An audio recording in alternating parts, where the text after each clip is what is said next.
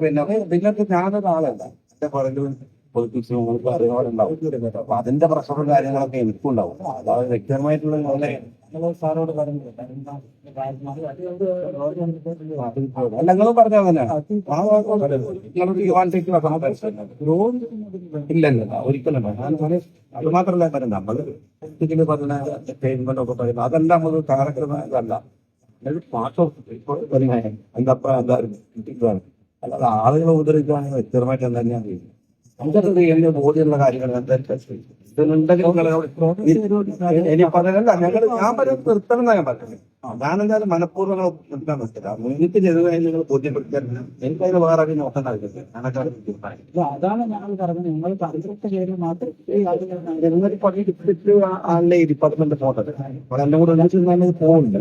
അതുകൊണ്ട് സമരങ്ങൾ പോകുന്ന അനുസരിച്ച് എനിക്കത് പ്രയാസമുണ്ട്. തീർച്ചയായും ആയിക്കോട്ടെ. ഞാനതാ പറയാം.